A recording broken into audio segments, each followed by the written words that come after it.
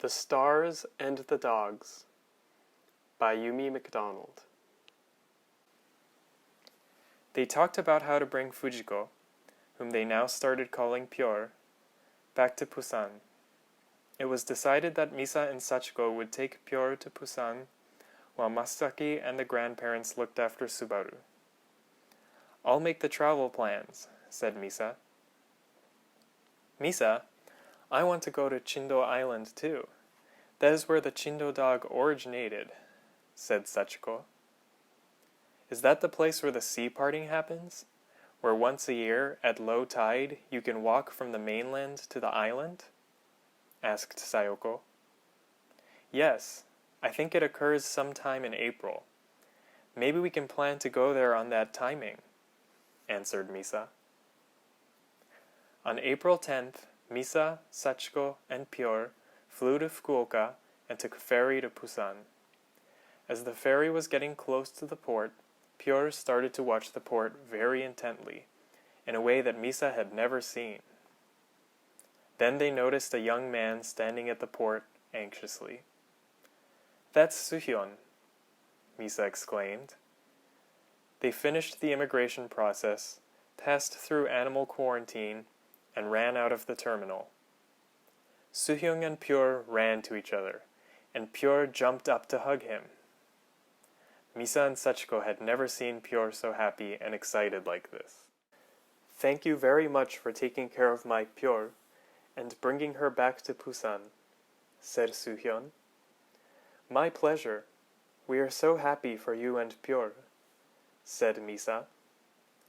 They had delicious chichopgup, marsh clam soup, at Suhyun's house with his family. Pure never left the side of Suhyun, and eventually fell soundly asleep. The next morning, Suhyun's friend Yujun came and joined them. The four of them and Pure drove around 3 hours to a nostalgic beach town called Mokpo. It looked pretty with cherry blossoms, forsythia, and magnolia in full bloom. They climbed to the top of Udar Mountain and enjoyed the view of many islands floating on the ocean. They drove again, passed a big bridge, and finally arrived at Chindo Island.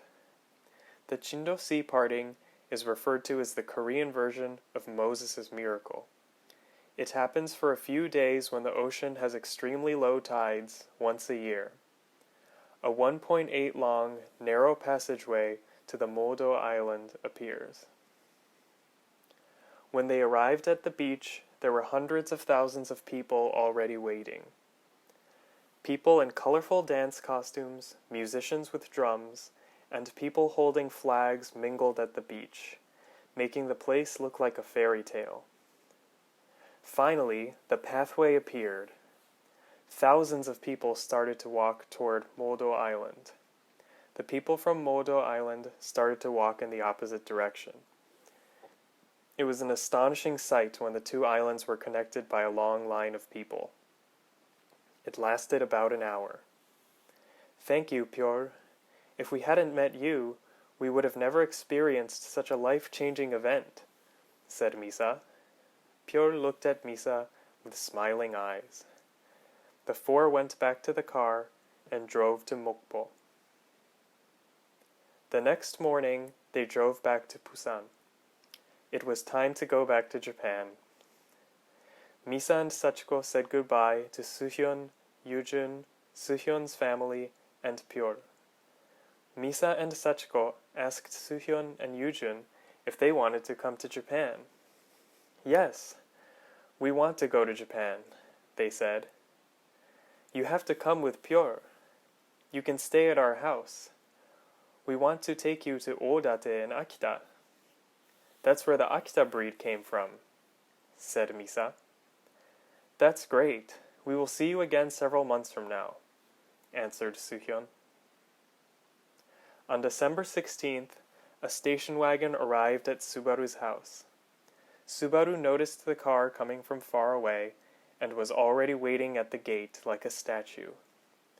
Misa and Masaki heard him bark and went outside in a hurry. Suhyun, Yujun, and Pure came out from the car with Mr. Suzuki from the Akita Dog Rescue Group, who had offered to drive them. Pure quickly ran towards Subaru. She ran around, shook her head as if doing a lion dance, and kept jumping up and down with joy. Everyone was very happy to see each other again. They had sukiyaki, hot pot beef, for dinner, and talked about what had happened in the past 7 months. The next day, Misa, Masaki, Suhyun, Yujun, and the dogs Subaru and Pure jumped in Sachiko's SUV. It would be about a 7-hour drive to Oodate, Akita, the northeastern part of Japan. When they arrived at Oodate, it was all covered in snow. Except for several businesses and some municipal buildings, all they could see were fields, farmhouses, forests, and ancient shrines covered in snow. High mountains surrounded the quiet city. Oodate is the birthplace of the loyal dog Hachiko, who was an Akita dog. Hachiko became famous throughout the world because he had kept waiting for his deceased master, Professor Ueno, at Shibuya Station for nearly 10 years. They stayed at an inn with hot springs. The next morning, they headed to an old shrine called Roken Jinja, which means the shrine of the elderly dog. The object of worship at the shrine was once a real Akita dog, Shiro, from the 17th century. Shiro was a hunting dog that belonged to the Matagi, bear hunter, Sadaroku. The villagers were moved by Shiro's loyalty to Sadaroku and built the shrine to honor him. They parked the car at the bottom of the mountain. From there, they climbed up the narrow road in the Akita cedar forest to the shrine. Subaru and Pure were excited and ran fast to climb the snow-covered path. Misa, Masaki, Suhyun, and Yujun had to run to catch up with the dogs. On the top, there was a pair of beautiful white stone Akita dog sculptures. These statues are the guardians of the shrine. The shrine keeper was waiting and invited them inside.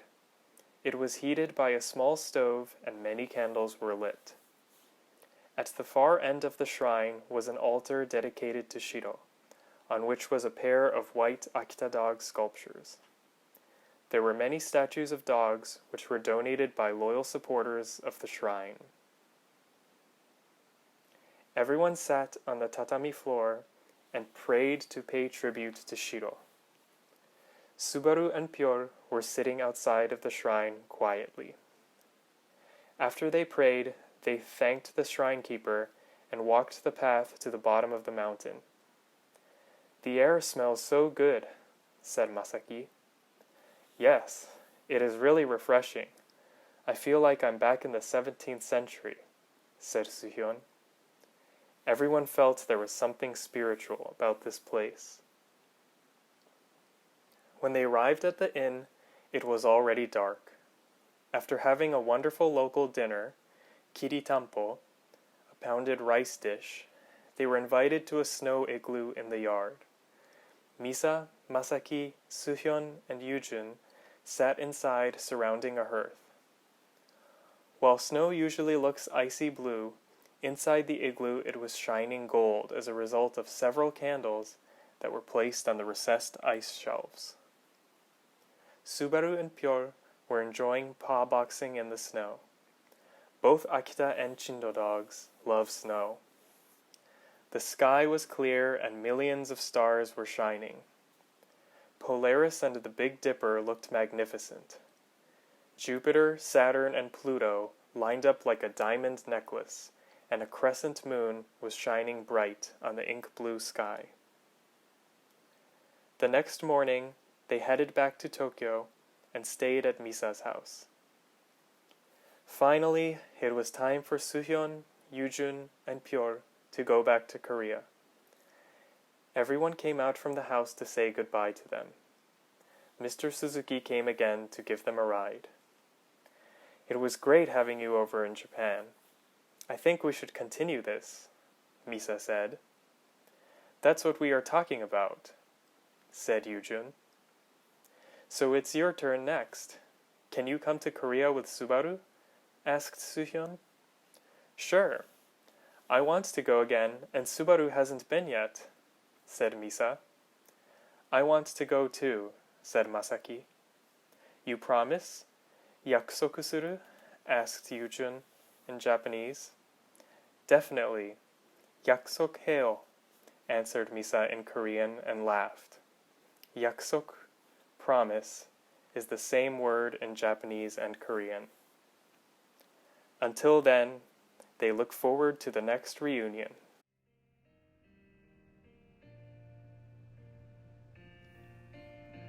When the rain is blowing in your face and the whole world is on your case, I could offer you a warm embrace to make you feel my love.